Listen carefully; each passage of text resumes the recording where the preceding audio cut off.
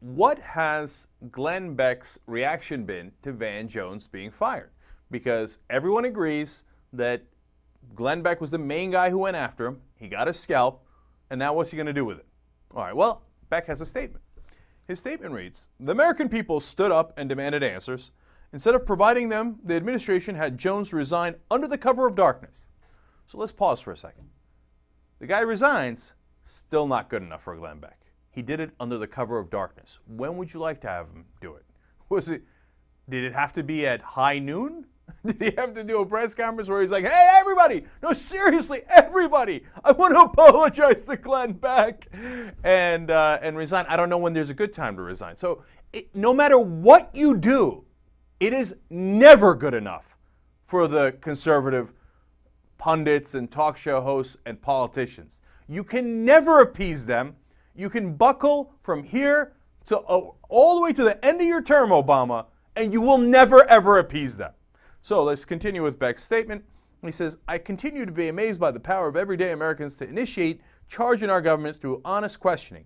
And judging by the other radicals in the administration, I expect that questioning to continue for the foreseeable future."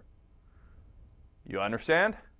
There are other radicals in the administration, and we're going to continue to question them into the foreseeable future.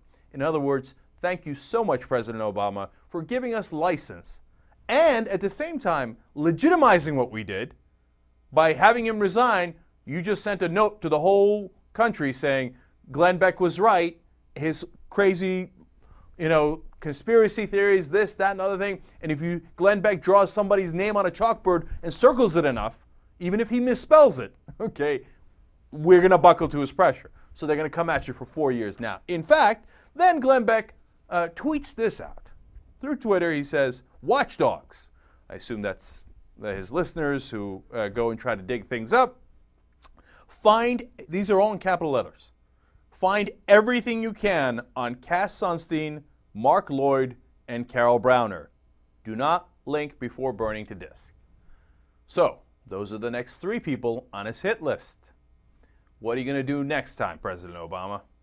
When they find something stupid or silly, or maybe even right, about something that someone said 10 years ago, 20, 30 years ago, you're going to buckle again? Okay. So, for example, they're already on Cass Sunstein. Let me tell you who those people are. Cass Sunstein is the nominee to be the head of the Office of Information and Regulatory Affairs. Very important position. Never even heard of it before. Now, Cass Sunstein is one of the preeminent scholars in the country. Seems like a good fit for there, but of course, we're going to show you why in a second. The conservatives don't think so. And then Mark Lloyd is the Associate General Counsel and Chief Diversity Officer of the FCC. And Carol Browner is the Assistant to the President for Energy and Climate Change. Another energy person that they're going for, because a lot of these guys, as I'm about to explain to you in a second, are funded by right-wing groups. The right-wing groups are funded by the oil companies. Now, why do you think they went after Van Jones in the middle of the healthcare debate when he's doing green jobs? It's because the oil companies are giving a lot of the money for these groups, and their primary concern is that no cap and trade passes. I'll come back to that in 1 second. First, a fun little note on Cass Sunstein. So they're going to go after him. He once wrote a scholarly paper on organ donations, and he made the most obvious comment of all time. He said, "We don't have a lot of organ donations because a lot of people have not volunteered and signed out the cards, the donation cards, meaning that if they were in a horrible accident, they died for some reason, are they giving permission to you for for us to take their organs and give them to people who need it?" I've filled one out. I don't know if you have, but a lot of people obviously haven't, so that's why the number is limited. The most benign point you've ever heard, right? So what is the headline on CNS News, which is apparently a conservative website? And this will be the first line of attack against their next person on their hit list. The headline is, "Obama Regulation Czar advocated removing people's organs without explicit consent." You see where this is going? He said, we don't have more organs because obviously we can't remove people's organs without their explicit consent. They turned it around saying, aha, see, he wants to remove people's organs without their explicit consent. Really? Cass Sunstein wants to come in and be like, "Oh, you give me a kidney. You, liver. Okay. You think this won't work? The death panels worked. They got over 50% of the country to believe that nonsense, that the government was going to interfere in end-of-life decisions that you and your family were going to make. That's in a Gallup poll.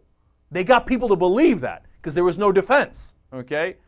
Very high percentage of Republicans don't believe Obama's even a United States citizen. The birthers won on that within the Republican Party. It was a frightening amount for overall population. And I can go on. And they come up with this nonsense, the latest one being the speech that he gave to children, how he's indoctrinating them into his socialist agenda, and people keep believing it. You think they won't believe Cass Sunstein's? The charges against Cass Sunstein? They're not. Here's what's going to happen. The Democrats are not going to defend him. And when they don't defend him, people are going to think, well, it must be true. I guess the regulation czar wants to remove our kidneys and leave us in a Las Vegas hotel with ice and a couple of stitches in our back. Okay? I mean, they've literally gone to the biggest urban myths in America, and they're willing to use those. All right, so Cass Sunstein's next, and then, as we can see here, Mark Lloyd and Carol Brown, and I wish them luck, and I'm sure that the president will have their back.